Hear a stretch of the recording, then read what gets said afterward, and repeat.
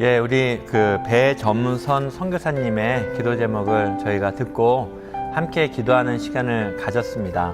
그때도 저는 배점선 선교사님하고 인터뷰할 때 굉장히 은혜를 많이 받았었어요. 너무 자랑스러웠고 또 우리 선교, 한국 선교가 이렇게 발전을 했구나, 이 수준까지 올라왔구나, 아드님까지 선교사로 헌신을 하고 또 선교지로 이번에 파송을 받게 되는 것이 너무 한국 선교 역사에 또 다른 장을 연다. 그래서 개인적으로도 너무 기뻤어요. 근데 또 오늘 기도 제목 사연을 보니까 동생분도, 남편 선교사님 동생 가정도 불가리아를 위해서 그렇게 헌신을 했다는 것이 보여지고요.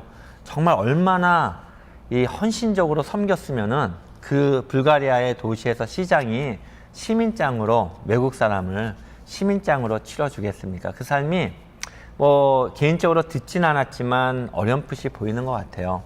그러나 우리 선교사님에게 그런 질문이 있을 수도 있어요. 정말 하나님을 사랑했기 때문에 하나님을 위해서 얼마나 많이 헌신하셨습니까? 불가리아 공산주의로 있다가 소련으로부터 독립하자마자 들어가셨거든요. 20년이 훨씬 넘으셨죠. 그런데 가서 너무너무 핍박이 많았어요. 주님을 위해서 선교를 하는데 권총도 맞으시고, 예, 그 사람들이 이 나라를 떠나지 않으면, 복음 전하는 일을 그만두지 않으면 죽이겠다 하다가 권총으로 진짜 쏴서 배 선교사님은 진짜 권총도 맞으시고 또 입원도 하시게 되고 또 여러 가지 어려움이 굉장히 많았다고 하셨습니다. 또 이번에는 동생분하고 같이 선교를 하는데 동생분이 먼저 소천을 하셨습니다. 하나님을 사랑하는데, 하나님을 위해서 사는데 이렇게 어려움이 많이 생기게 할 때 우리가 그런 질문 들 수 있거든요. 왜 이렇게 어려움이 있을 수 있을까?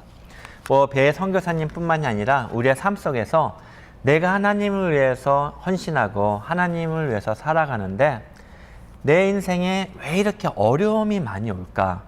왜 이렇게 어려운 핍박들이 많이 올까? 그런 질문을 우리가 종종 던지기도 해요. 그것은 굉장히 중요한 질문이고요. 그러나 성경에서 이러한 일들에 대해서 어떻게 이야기하는지 우리가 한번 살펴볼 필요가 있는 것 같습니다.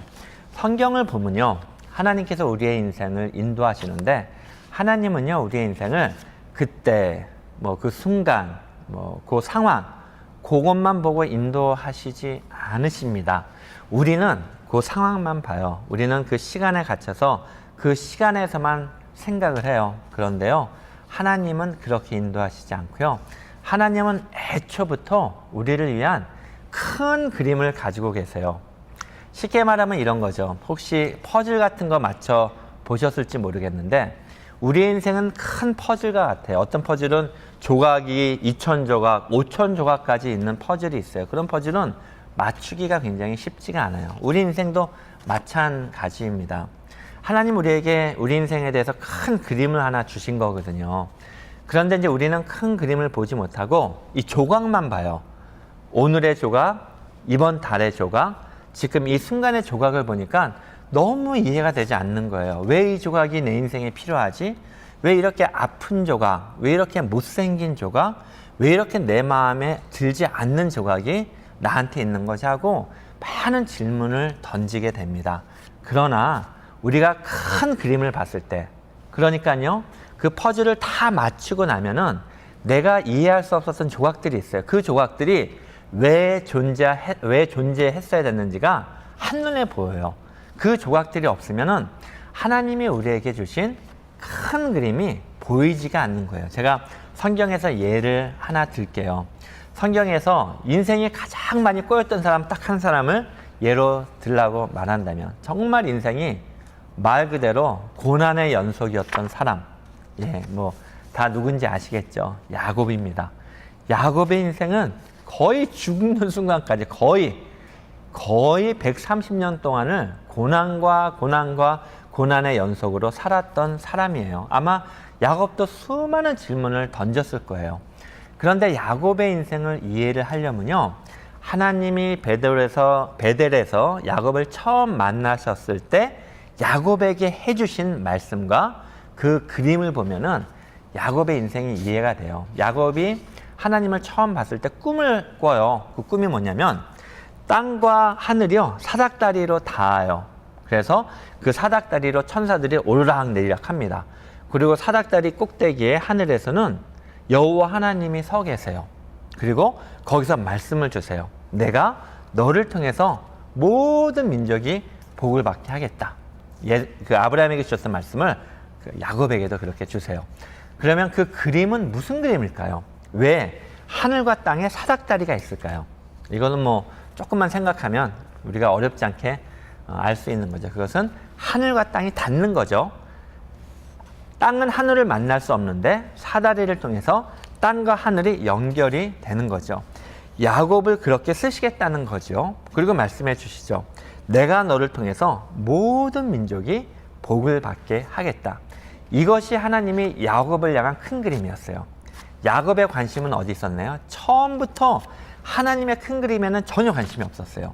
내가 돈 버는 것, 내가 잘 되는 것, 내 인생이 편해지는 것에만 야곱의 그 관심사는 모두 거기에 있었어요. 그렇기 때문에 야곱이 생각하는 인생하고 야곱의 실제로 삶에서 경험하는 거하고는 맞지가 않았어요. 그러나 큰 그림을 보았을 때는 하나님이 야곱에게 약속하신 그 큰 그림에 대한 약속을 성취하시기 위해서 야곱을 그렇게 인도를 하셨던 거죠. 우리 인생도 마찬가지입니다. 하나님은요, 여러분들과 저를 향해서 큰 그림을 가지고 계세요. 그 그림은 우리가 생각하는 것보다 훨씬 좋고요. 우리가 생각하는 것보다 훨씬 커요.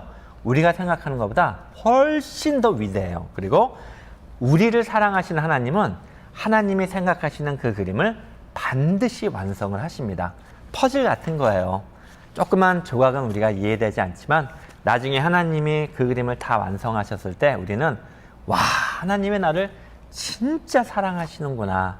그것이 보이겠죠. 우리 배성교사님도 뭐 같은 생각이시겠지만 배성교사님이 큰 그림을 나중에 보셨을 때는 그 온 가족이 춤을 추면서 하나님께 감사하게 될 것이 우리 눈에 선하게 보이는 거죠. 하지만 동시에 지금 겪고 있는 아픔은 아픈 거죠. 그래서 지금 겪고 있는 아픔에 대해서는 진지해야 되고 기도해야 되고 동시에 희망을 가지고 큰 그림의 희망을 가지고 우리는 인생을 전진을 해 나가야 되는 것이죠. 또 시간이 다 됐습니다.